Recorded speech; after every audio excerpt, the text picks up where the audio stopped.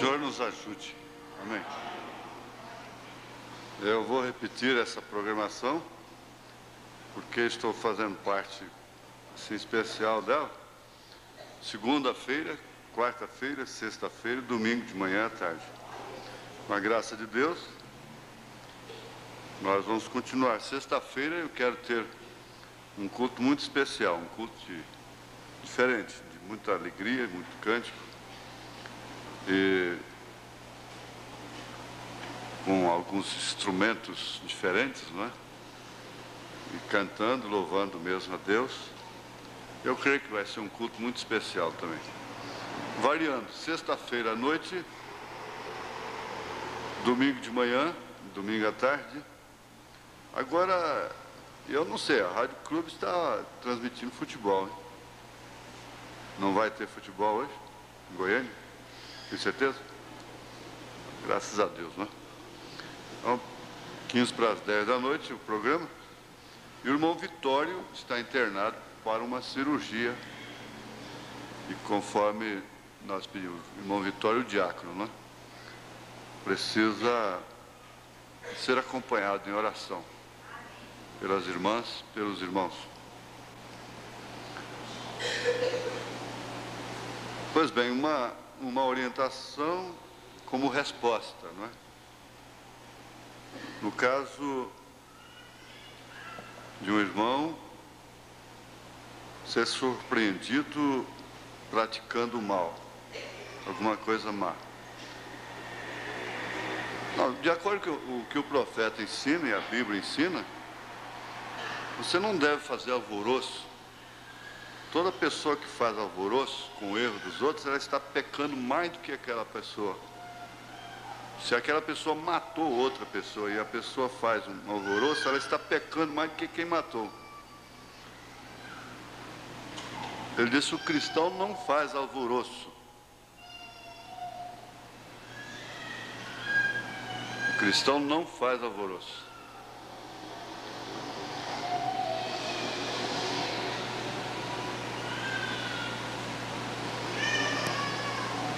É preciso que o diácono se incomode também, né? Pelas pessoas, não é para ajudar os outros.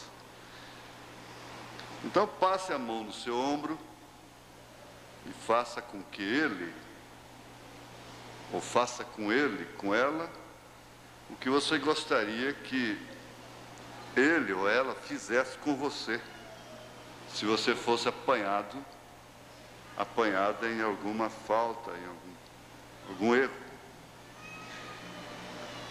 Isso quer dizer, ele disse: se você acha que algum irmão está errado, não permitas que desça no seu coração uma raiz de amargura, porque isso vai tirar o Espírito Santo de você. Não justifica você perder a sua posição em Cristo por causa dos outros. Às vezes a maneira que nós nos portamos em relação aos errados é mais condenável do que o que eles estão fazendo. As atitudes que nós tomamos em corrigir, a maneira que nós corrigimos determinadas coisas, mesmo filhos, parentes, amigos, família, não é? Se torna pior do que aquele erro que a pessoa está praticando. A maneira violenta, escandalosa. Então você diria: olha, se eu sou amiga dela, então eu não tenho que levar isso para outras amigas e fazer aquele alvoroço. Você deve se lembrar que você também tem alguma coisa que você não gostaria que as suas amigas soubessem, os outros soubessem. Que tal? Aí você já chama amigas e com aquele histerismo todo e faz aquele alvoroço. Chama amigos e faz aquele alvoroço. Não. Você deve agir com ele ou com ela conforme você gostaria que ele ou ela agisse com você. Então, normalmente eu digo no escritório: irmão, por que você não fala com ele? você mesmo. E assim, por que você não ganha seu irmão, seu próprio irmão? E aí você estará cumprindo São Tiago 5, mesmo São Mateus 18. Por que você não faz isso? Ao invés de fazer alvoroço, ao invés de passar para outros, mostra que você, já que isso lhe compete, o profeta diz, se você não pode resolver aquilo e fala, então você fica culpado daquilo. O irmão Branham diz, se você não pode resolver aquilo e fala, então você fica culpado daquilo. Agora, nesse caso, a esposa recebeu uma carta anônima que seu marido estava com outra mulher. Ela então vai e constata que é verdade. Agora, uma vez constatando que é verdade, ela soluciona o problema? Não. De fato, nem todas as cartas anônimas são falsas. Elas estão denunciando, um telefonema denuncia uma bomba no aeroporto, no avião, e vai ver e encontra uma bomba mesmo no edifício. As pessoas não querem se identificar apenas. E há casos que as pessoas não querem se identificar. Eu estou respondendo um caso recente, aqui. Então, irmã, o que você ganhou com isso? Você solucionou o problema? Não. É que seu marido abandonou a casa, deixou apenas um bilhete e sumiu. Sabe por quê? Porque a carta foi providenciada justamente pela outra mulher. O que ela queria era exatamente isso. É que você fizesse isso. E ela conhecendo o seu temperamento, o temperamento daquele homem, porque não é todo homem que faz isso, que quer dizer que ele é sem vergonha, que ele não tem brio. Não é? Mesmo nem todas as mulheres. Então ela cumpriu exatamente o propósito que ela queria. Ela conseguiu, através de você mesmo.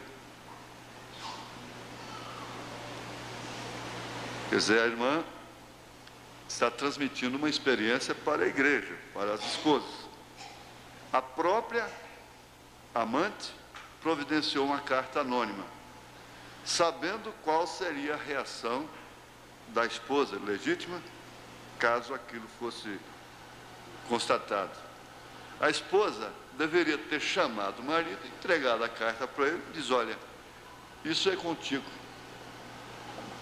O que ela deveria fazer é isso. Eu não tomo conhecimento. Está aqui, é sua. O máximo que ela poderia fazer, ou então queimá-la calada e orar por ele secretamente. Nunca vi uma esposa salvar o casamento cogitando e procurando descobrir se é verdade ou não. Até hoje ainda não vi. Ela só faz empurrar o marido. Mais nada. Então foi o que eu disse para ela. Irmã, enquanto você não faz isto, o seu lar não caiu. O seu casamento não foi desfeito. O casamento só é desfeito depois que a mulher se debanda com ele. Isso é uma constituição bíblica, divina, é um mistério que ninguém pode explicar. Salomão disse, a Bíblia disse, mas não explicou, apenas diz, não explica. E Deus não está aqui para explicar. E na maioria dos casos, nós queremos entender explicações. Não resolve.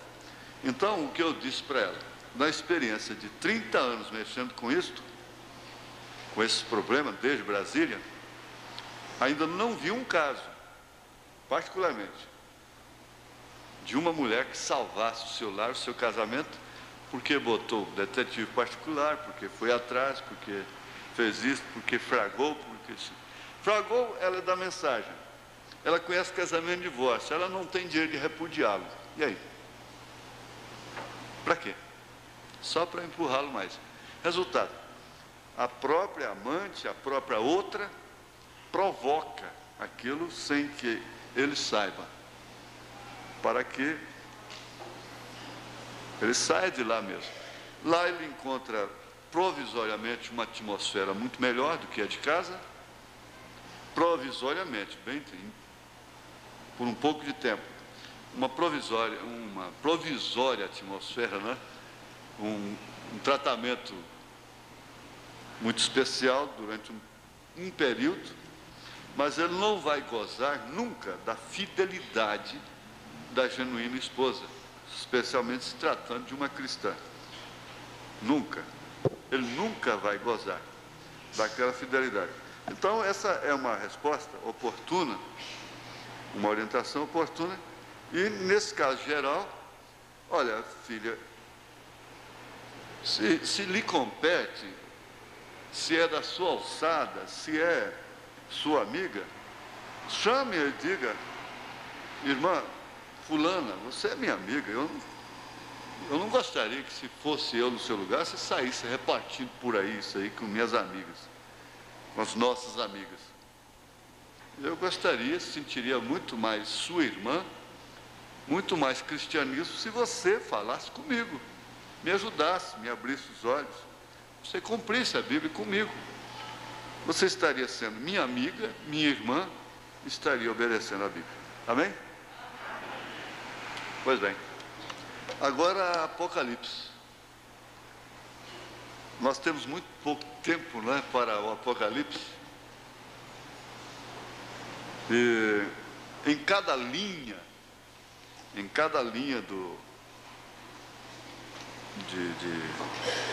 cada culto, em cada linha de cada culto, né, que o Espírito Santo tem uma linha para cada culto. Ele pode ter uma linha de cura divina, uma linha de louvor, sendo que a prioridade é sempre a palavra.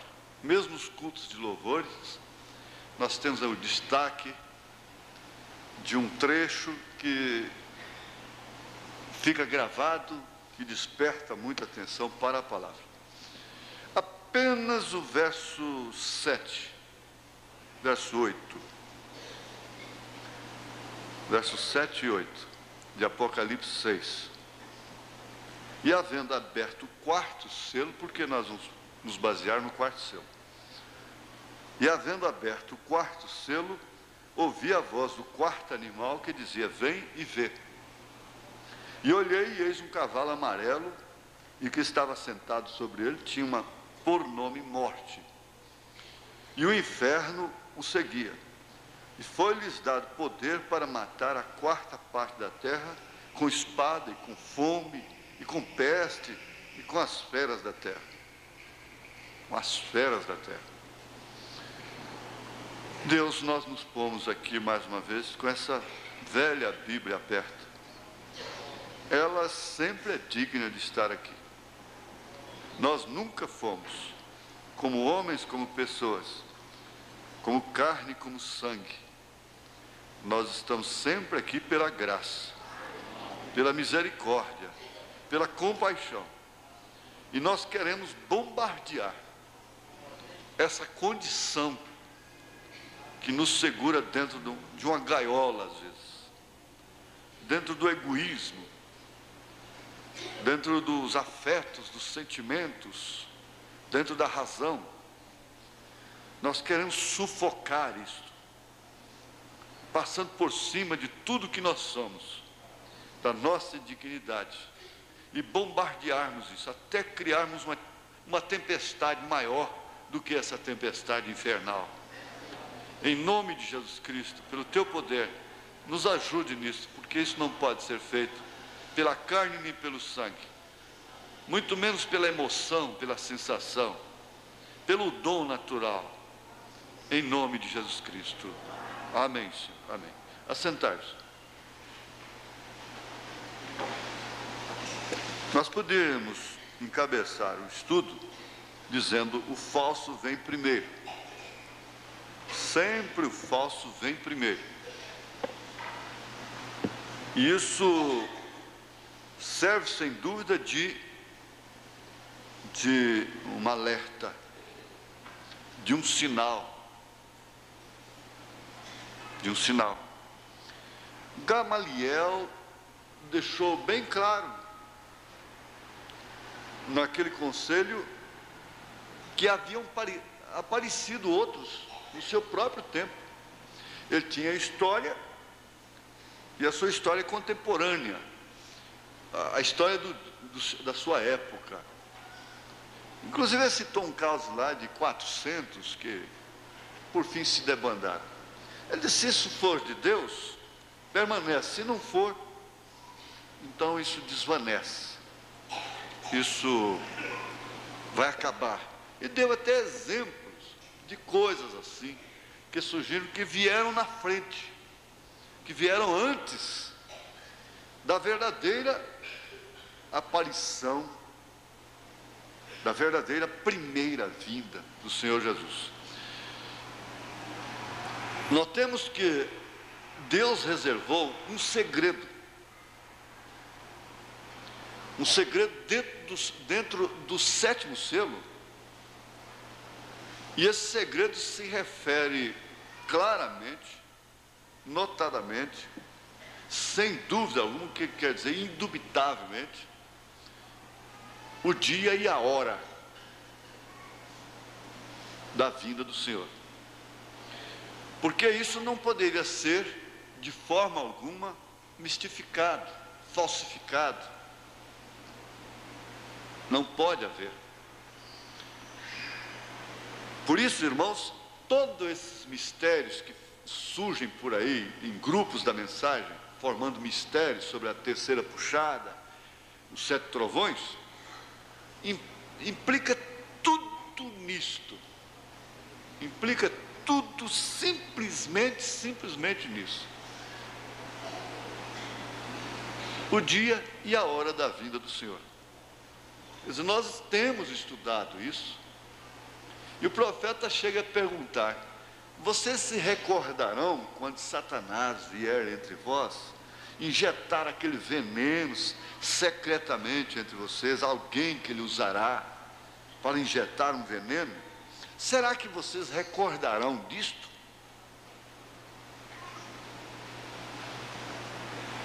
Então, a igreja está sempre fixada, ela está sempre baseada, é claro, em pontos evidentes. Nós temos um ponto evidente nas Escrituras, que logicamente Jesus não viria a segunda vez sem que viesse a primeira, é claro, é lógico. O que não aconteceu ainda na mente dos judeus, dos israelitas, o Messias ainda não veio. Eles aguardam o Messias. Eles não creem em 3 pessoas. Os judeus têm a fé correta. Eles chamam de paganismo, e é certo. A doutrina das 3 pessoas surgiu 325 anos depois de Cristo. Das 3 pessoas distintas.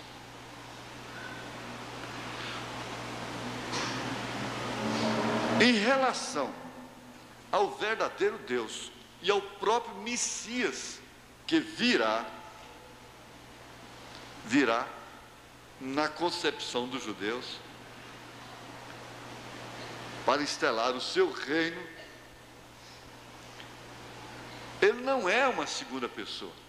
Eles têm a fé correta.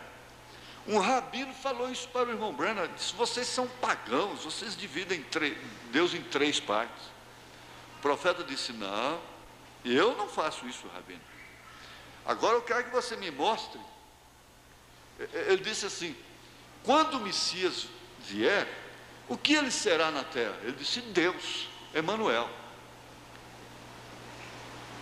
Ele será Deus encarnado.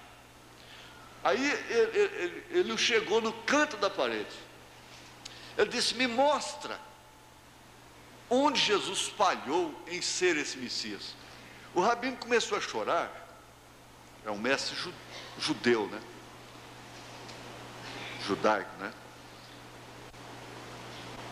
Ele começou a chorar e disse: ah, mas se eu pregasse isso, eu iria mendigar o pão. O profeta disse: eu preferiria comer bolacha à margem de um rio do que ter meu nome nesse livro de ouro. Por que você não prega isso, não é? De forma que eles têm a fé correta. Só que eles não aceitam, não foram abertos ainda os seus olhos. E eles estão declarando lá agora: nós estamos aguardando o Messias para breve. Eles já declararam, lá em Israel já estão declarando isso. Mas quando Jesus mostrar para eles as feridas nas mãos, se manifestar a eles, porque aí ele deixa de tratar com os gentios para tratar com os judeus. O galho que foi cortado da verdadeira oliveira e foi enxertado o zambuzeiro, que é os gentios, então esse galho do enxerto será tirado e o verdadeiro galho da oliveira volta. Entende? É muito simples. Está ao alcance de todos. Aí então, o que acontece? Eles vão perguntar: mas que feridas são essas? Ele disse: eu fui ferido na casa de meus amigos. Então eles reconheceram como os irmãos de José reconheceram a José, agora governador, não é? Foi na casa de meus amigos, foram vocês que fizeram isso. Aí vai consolá-los e tudo, como José fez. Mas, fixando agora, voltando ao pensamento de que antes da primeira vinda, vieram falsos cristos. E o próprio Senhor Jesus adverte que viriam falsos cristos antes da segunda vinda. Ele chegou ao ponto de dizer: olha, se disserem que o Cristo está ali, não vá. E eles estão dizendo aí que um determinado homem é Cristo, é o Senhor. Ele é Cristo, ele é Moisés, ele é Elias, ele é tudo. Mas não vá. Jesus já deu uma ordem: não vá.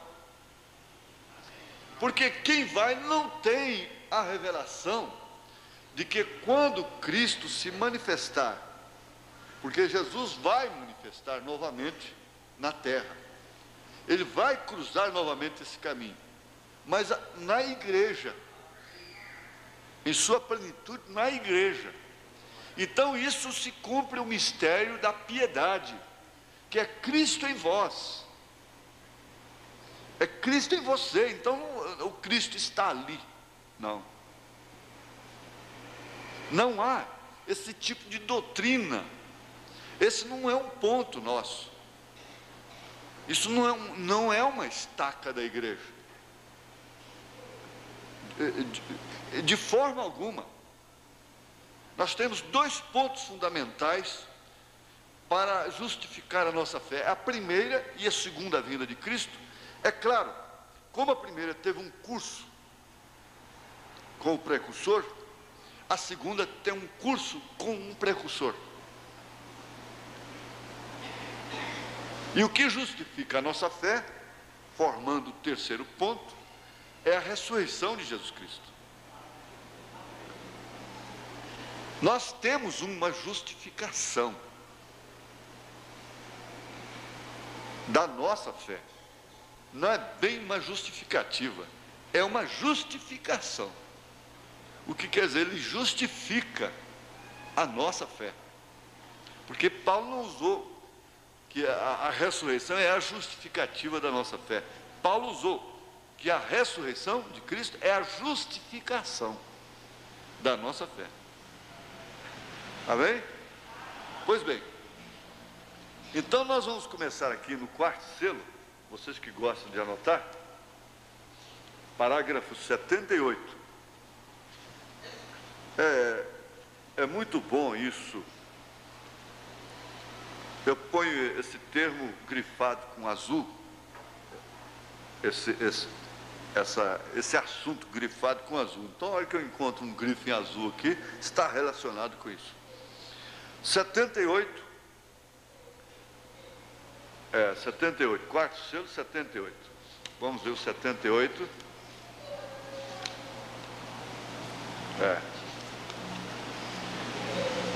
Houve muitos falsos cristos antes que Jesus viesse. Confirmando o que eu já disse. O profeta está dizendo: houve muitos falsos cristos. Agora, falsos cristos quer dizer exatamente falsos ungidos. Mas na mensagem os ungidos dos últimos dias, e em demonologia, nós constatamos que existem os verdadeiros falsos e os falsos dos falsos. O que quer dizer? Existe o feiticeiro que é feiticeiro mesmo, mas existe o outro que é falso. Ele não é feiticeiro legítimo, ele não faz feitiço coisa nenhuma. Então ele é falso do falso. Ou seja, o outro é o verdadeiro do falso. Compreendido? Ele tem unção. Ele tem unção para desempenhar o seu papel falso, o seu ministério falso. Ele tem unção. Então eles são falsos ungidos. Eles são falsos ungidos. Não quer dizer que ungidos, que eles são falsos porque não são ungidos. Eles são falsos ungidos. Há de se entender isto, de se compreender. Porque caso contrário você não vai entender porque que eles fazem cura divina em todos esses movimentos, essas coisas todas, e curam de fato. É que eles têm que cumprir Mateus 7. E eles vão dizer: em teu nome expulsamos demônios, fizemos maravilhas. O que Jesus vai responder? Esses foram falsos ungidos. Quer dizer, que eles eram ungidos, muito embora sendo falsos.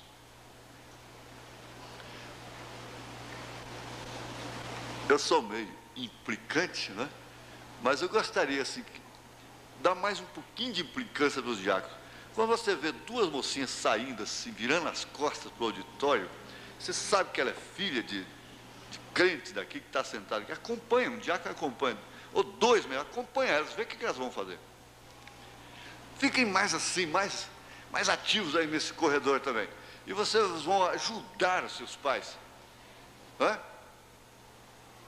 Parece que, eu não sei, parece que eu tenho um sexto sentido, um sétimo, um oitavo, um décimo, certas horas, não é? Eu gostaria que fizesse isso. Mas ela sai assim, de sutil, a mais velha levando a mais nova, e ninguém percebe. E você viu na última ceia, duas delas agarrando o irmão lá fora, na hora da comunhão, tomando o pão e o vinho aqui. Duas delas agarrando o irmão aí fora. Não é? Que o irmão, foi que o irmão Prata.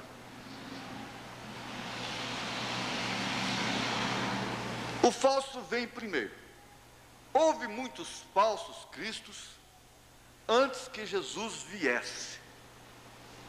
Sempre tem sido assim. Sempre tem sido assim. Eu gosto de fixar as coisas, grifar, porque você vai notar que quase toda frase do irmão Branham dá uma mensagem, como a Bíblia. Você fixa nisso. Vocês são evangelistas? Houve muitos falsos antes de que Jesus viesse. Aí você então apanha São Mateus 24 e tem um argumento para mostrar isso incontestável. Depois você diz, sempre tem sido assim. Então, chegou para nós também. É Satanás produzindo seus impostores para transtornar a mente e a fé das pessoas antes que o verdadeiro suceda.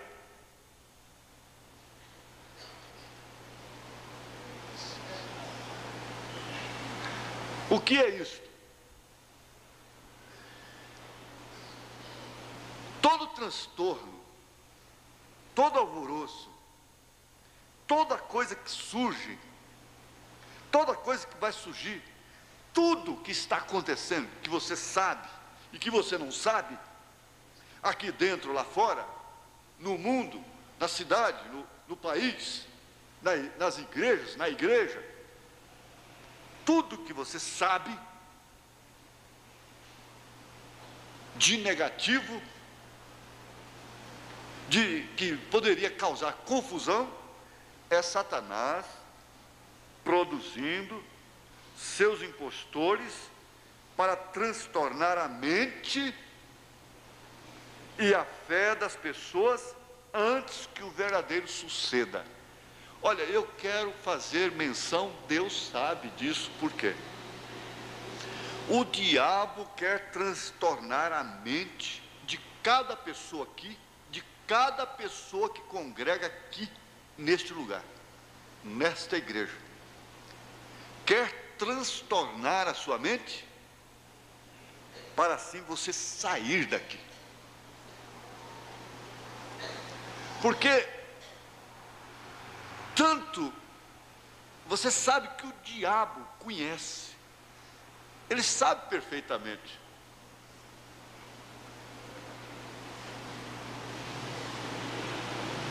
Onde Deus está, o que Deus fará com aquela pessoa, o que Deus vai fazer naquele lugar. Ele conhece essa igreja, ele já falou para mim, cara a cara, voz ativa, que não gosta de mim, que me odeia, e eu disse, muito obrigado por você me odiar, eu fico feliz com isso. O pior seria se você me amasse.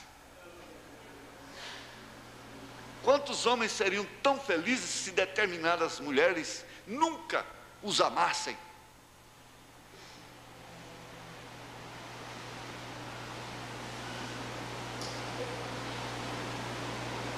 Como dizem lá fora, nunca tivessem gamado por eles. Oxalá que muitos homens não tivessem amado determinadas mulheres, ou muitas delas. Então, falar para ele escutar, muito obrigado, porque você odeia esta igreja. Muito obrigado, porque você odeia esse ministério. E que você fareja passo a passo. E o acusa 24 horas por dia. É um sinal que ele não é seu. É um sinal que ele não é seu. Aleluia. Agora o irmão Branham adverte e diz, vocês são um grupo amoroso. Mas ele disse assim, Satanás não vos deixará. Olha, ele quer tudo que você ouvir, ver, sentir, etc, etc, você vai se lembrar do parágrafo 78 do quarto selo. De que forma que Jesus venceu a Satanás? Ora, Satanás queria vencer a Jesus como que estava escrito. Então foi uma tempestade maior para vencer uma tempestade menor. Mas que tempestade menor? Por que a tempestade de Satanás era menor? Porque ele estava citando a mesma Bíblia, mas era o diabo que estava falando. Era Satanás que estava falando.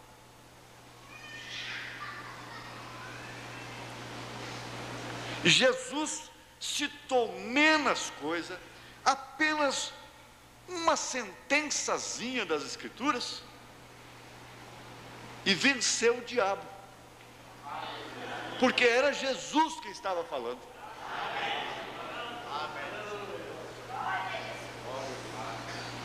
Você entendeu? É Bíblia? É. É Escritura? O Salmo 91 é Escritura? É. Mas quem que estava citando? Era o diabo. Aí onde nós não temos escolha de hinos lá de fora mais. Tem gente que fica em dificuldade porque rodou um disco lá da Rosa Vermelha, lá do Coração Materno, da Porta Aberta. Mas que diferença faz? Pelo contrário, tem muito mais inspiração e às vezes mais sinceridade, mais poesia e mais letra, mais música, mais tudo do que essa rolação de disco que tem nessa emissora aí. Que diferença faz?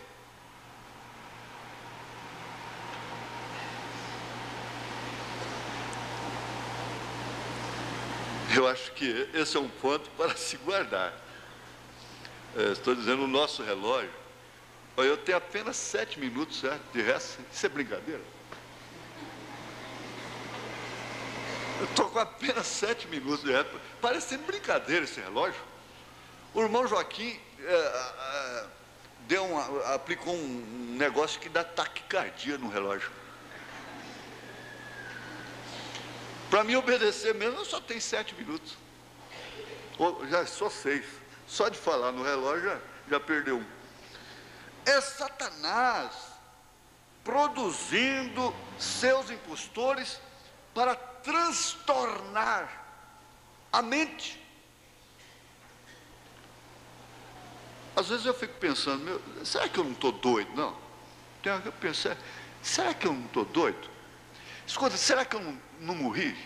Gente, vocês estão me ouvindo? Sou eu mesmo que estou aqui? Vocês não me sepultaram esse tempo atrás, não? Não.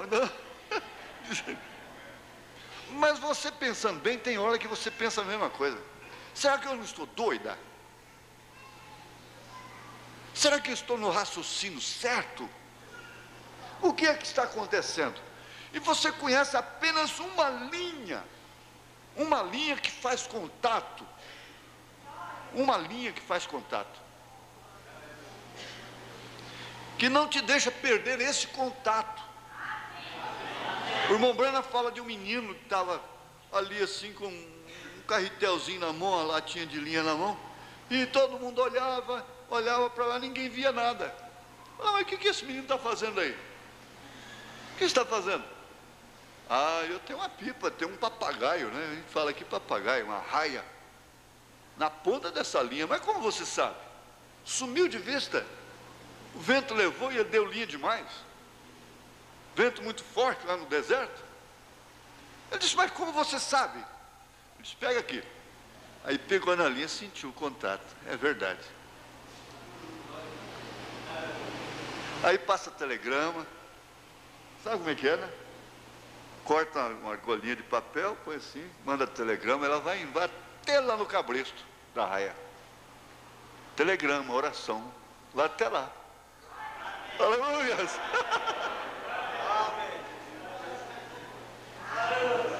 Esse contato é que não nos deixa nos desbaratar, ficar igual cego no tiroteio. Eles dizem assim, meu Jesus, olha aqui, ó. Olha só que beleza. Vai ficar para a próxima quarta. Houve muitos, olha, é Satanás produzindo seus impostores para transtornar. Você tome cuidado, escute. Qualquer coisa, você vai lembrar disso. Olha, é Satanás produzindo um impostor aí para me transtornar a minha mente. a minha fé, não pode ser transtornada, porque eu sei, nós sabemos, com certeza absoluta, que o verdadeiro virá. Aqui, ó, eu não tinha lido. O irmão Branham passa a dar aqui o exemplo de Gamaliel, no parágrafo 79. E eu não havia lido isso. Exatamente. O exemplo ele chegou até a ler na Bíblia, em Atos 5, 35, 36, 38, 39. E disse-lhes: varões israelitas, acautelai-vos a respeito do que haveis de fazer com estes homens. Porque antes destes dias, levantou-se Teudas, dizendo ser alguém. A este se juntou o número de uns 400 homens, o qual foi morto, e todos os que lhe deram ouvidos foram dispersos, transtornados e reduzidos a nada. Agora digo-vos, dai de mão a estes homens. Quando você estiver numa situação difícil, talvez o conselho de Gamaliel é até melhor. Dai de mão a estes homens e deixai-os, porque se este conselho ou esta obra é de homens, se desfará. Mas se é de Deus, não podeis desfazê-la, para que não aconteça serdes também achados combatendo contra Deus.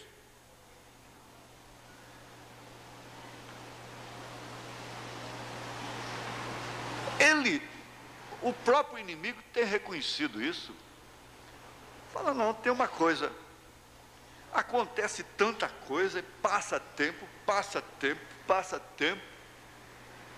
e ele está lá. Acontece tudo que acontece, mas ele está lá e aquele povo está lá. Quer dizer, aquele Raimundo Caetano está lá. Aquele Chico está lá. Aquele Rubens está lá. Aquele Valdir está lá. Aquela Nadir está lá. Quantos anos gritando, glória a Deus. Aquela Anitta entra lá.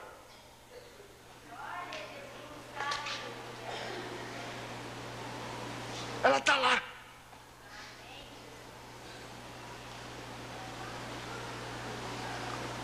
E aí você vai dizendo também, e eu também estou lá. Glória a Deus. Vamos pegar pelo menos o 91. Deus sempre obra com um indivíduo. Dois homens têm duas ideias. E nunca tem havido dois profetas maiores sobre a terra profetizando ao mesmo tempo. Procurem bem. Não, senhor. Haveria demasiado enredo. Deus tem que ter um só homem completamente rendido, e esse é o que ele pode utilizar. Ele busca essa pessoa, e essa pessoa aparecerá. Alguém que escutará a Deus palavra por palavra. Não importa o que os demais digam, ele não se apartará da verdade. Correto? Ele esperará ouvir o assim diz o Senhor, e não se moverá até havê-lo ouvido. Será perfeitamente vindicado.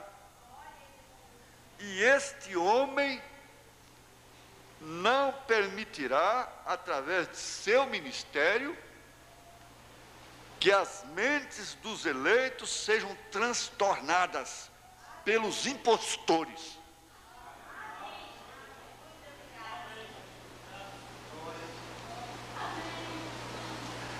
Eu tenho dito, gente, se é para agir pela razão, então deixa a fé de lado. Essa mistura de assoviar e chupar cana ao mesmo tempo, não tem nem jeito de assoviar e sorrir ao mesmo tempo. Você peleja para imitar Jaó, com outra pessoa te olhando, não tem jeito, não dá conta. Agora, chupar cana e assoviar ao mesmo tempo é querer agir pela fé e pela razão. Uma das duas você vai ter que escolher. O irmão, a irmã chega ali, fala, bom irmão, você quer analisar esse caso pela razão? Vamos, a razão é essa. Agora você quer pela fé? Pela fé é diferente. Pela fé você recebe carta anônima do seu marido, não vai atrás, não faz nada disso. Não toma conhecimento. Pela razão, faz. Depois vai lá no cartório, põe o advogado, divorcia, e repudia, manda ele para fora de casa e faz o que você quiser. Razão. Igualdade, a Constituição está aí, a lei está aí a seu favor, use. Razão é razão, quer?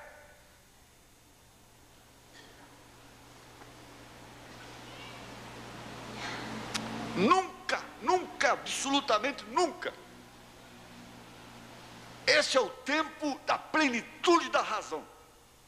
Porque teria que ser o tempo da plenitude da fé. Esse é o tempo da plenitude das trevas. Porque teria que ser o tempo da plenitude da luz.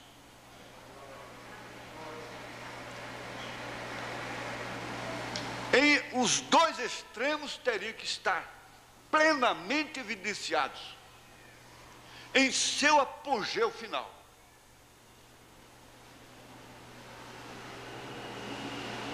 Agora, uma coisa está certa, você não está satisfeito com sua vida natural. Ninguém aqui está. É claro, nós temos muito do que nos envergonhar, começando por mim. Mas tem uma coisa, cada dia que passa essa igreja está sendo mais edificada na verdade. Cada dia que passa.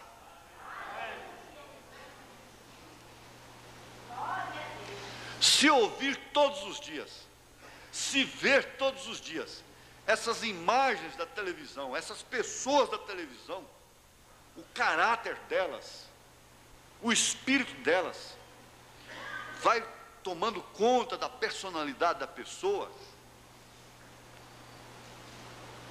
Ora, mas também ouvir verdades escriturísticas fundamentais que abalam todo o sistema do inferno.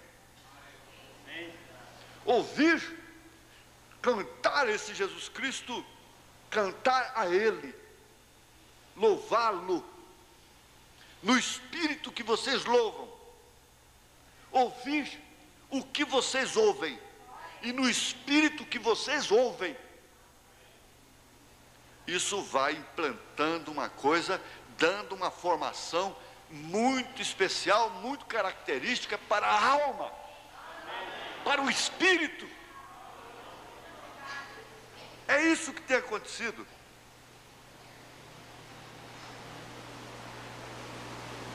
Pode ir para o 96?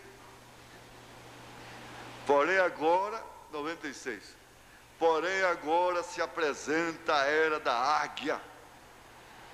E Deus sempre compara seus profetas com a águia. Deus chama a si mesmo uma águia. A águia sobe a tal altura onde nenhum outro animal lhe pode tocar. Não somente pode chegar a essa altura, mas é feita para essa posição. Quando chega, pode ver onde está. Ela pode ver onde está. Isso aí vocês grifem. Pregadores, não é? Quando chega, pode ver onde está. Pode ver onde está. Pode ver onde está. Quando chega, pode ver onde está. Muitos chegam à altura mais do normal, porém logo não podem ver onde estão. Se perdem, se confundem. E terceira puxada, e 7 trovões, e pronto, uma confusão, e sai por aí, viajando do norte ao sul, do leste ao oeste, fazendo proselitismo, e difamando, e coisa e tal, e não sabem a que altura estão. Muitos chegam à altura mais do normal, porém logo não podem ver onde estão. Ah, que coisa profunda, pastor Elias. Hã? Portanto, de nada lhe serve subir, para quê? Há evangelistas que querem botar a mensagem na pessoa, a pessoa na mensagem. O profeta diz que a pessoa já nasceu nela. Você vê essas pessoas muito complicadas, estuda de lá e pergunta de cá, e curiosidade de cá, e de lá e de cá, e dificuldade com o retrato do irmão Branham, dificuldade com o retrato de Jesus, dificuldade com a cruz, dificuldade com isso, dificuldade com aquilo e tal. Gente, eu disse para um rapaz, um evangelista essa semana, dá de volta a palavra original para essa pessoa, você está livre do sangue dela. Pronto. Agora, quando a pessoa tem fome, é diferente. É diferente.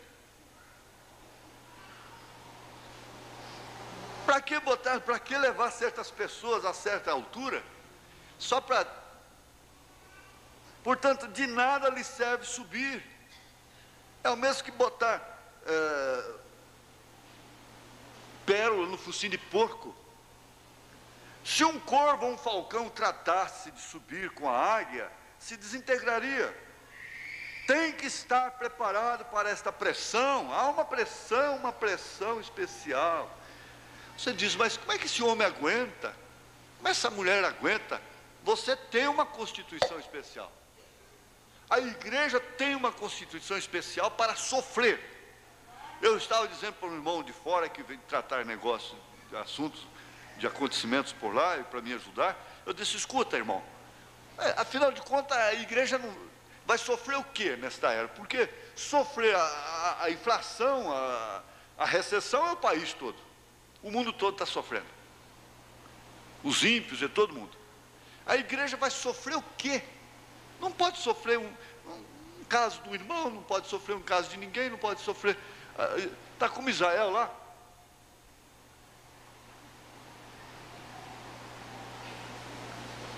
E as arenas, e o fogo? O que seria a arena desta era? Dessa hora que estamos vivendo? Quer dizer, a igreja não pode sofrer nada. Mas você tem uma estrutura. Você nota. Eu estava falando no rádio, até anotei. Eu estava falando no rádio, parece que anteontem. Se você visse, passasse um filme para você, das dificuldades, os problemas que você ia ter no futuro, você se desesperaria, ficaria louco. Mas eu vou ter que passar por tudo isso. No entanto, você já passou e está aí dando glória a Deus. Isso que é o importante. Você pensa, mas eu vou ter que submeter essa cirurgia e aquele peso antes, quem vai operar dá aquele peso e de repente vou operar, pronto. Se não acordar, não acordou, se acordar, acordou. É igual o outro, se comer morre, se não comer morre, então vamos comer.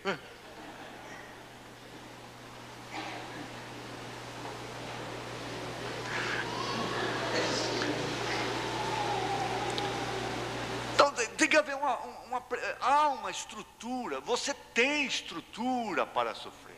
Você vê aquela mulher magrinha, eu fico impressionado, e é coisa de impressionar, é um mistério tremendo. Gente, num auditório misto, então tem que falar bem superficialmente, mas aquela mulher magrinha, e de repente nasce um filho robusto, e num parto normal. Como que é isso? O que é isso? Como pode acontecer isso? O que é isso? É um mistério. É que ela tem a constituição para isso, ela tem estrutura para isso. Isso vem lá do Éden. É um mistério.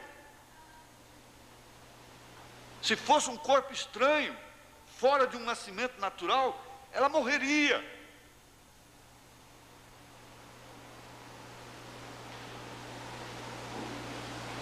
Você tem estrutura para enfrentar. Vamos embora. Vamos, não tem nada que parar não. Vamos embora, rapaz. Vamos embora, mocinha. Vamos embora. Tem que estar preparado para esta pressão. Esse é o problema hoje. Muitos não estão preparados para tal pressão. Tem uma pressão. E se arrebentam quando se põem a assaltar. Se arrebentam e criam logo doutrinas e coisas. Porém, necessitamos dessa preparação. Quando chegamos a essa altura, temos a vista da águia. Então se pode ver o que vem. Sabe o que se tem que fazer. Sabe-se o que se tem que fazer. Agora a era da águia o revelou. Revelou os falsos cristos. Essa era da águia foi prometida em Apocalipse 10, 7, Malaquias 4, que estaria nos últimos dias. Isso é correto. Enquanto você é uma águia pequena, ele disse, aquela águia mãe tirou aqueles filhotes do seu ninho e os levou ali para aquela grama lá embaixo, e ela se assentou ali numa pedra alta e ficou olhando para lá e para cá, olhando, enquanto seus filhotes faziam ali um avivamento pentecostal, e pulavam para lá e pulavam para cá, e brincavam, e gritavam, e falavam língua estranha, e cantavam, e rejubilavam. Está tudo bem, mas ela estava ali, e de repente ela cheirou o ar. Você tem que descansar nisso. Ela cheirou o ar e olhou para a banda no norte. Ela percebeu que havia lá uma tempestade. Então ela tirou um grito, abriu as asas. Nesse ínterim, antes disso ele disse, eles estavam ali brincando, onde tem coiotes, mas ela estava com a sua agucidade olhando aquilo. Ele disse, se um coiote viesse ali, era num segundo, ela estraçalharia. Ele disse, deixa o diabo pegar um crente, ele vai ter com Jesus. Simplesmente louve-o, adore-o, creia nele. Aí então, o que vem acontecer? Ela cheirou o ar e percebeu que vinha uma tempestade, e ela confiava na sua estrutura. Ela abriu aquelas asas e passou ali por cima daqueles filhotes, e o profeta disse, eu tive que chorar. E ele olhando com seus binóculos, quando ela levantou com aquele monte de águias agarradas em suas asas, aqueles filhotes, e ela se foi até ficar pequenininha e se abrigou numa rocha bem segura. É isto que Jesus fará. Não tem que fazer alvoroço. Quando chega, pode ver onde está. Nós podemos ver onde estamos. Nós vamos parar aqui. Vamos ficar de pé. O pastor Elias termina a reunião. Ficou apenas esses dois tópicos, né? Essas duas linhas. Nós vamos continuar depois. O pastor Elias termina para nós. Faça favor. Não esqueçam da Rádio Clube, irmãos. Nós teremos mais uma palavra dessa daqui a pouco, 15 para as 10. Fechemos nossos olhos.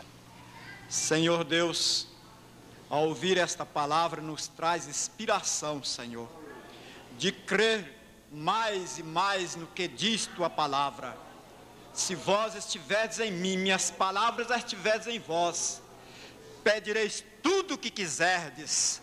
Senhor, que o Espírito Santo venha, Senhor, com essa inspiração para essa irmã, para esse irmão, Senhor, aproveitar esse momento, Senhor, como Jacó aproveitou o vale de Jaboque. Senhor, aqui nós estamos neste vale de bênção, Senhor, Que o Senhor abençoe a cada um, Senhor, com cada petição que é te feita nesse instante. No nome de Jesus Cristo, nós cremos nas tuas promessas, cremos na tua palavra, cremos no poder do Senhor para abençoar o enfermo, para abençoar o problemático, para responder cada petição feita ao Senhor, no nome de Jesus Cristo. Amém, Senhor. Amém. Irmãos, cumprimente um outro, volte para casa com esta fé fundamentada na palavra de Deus.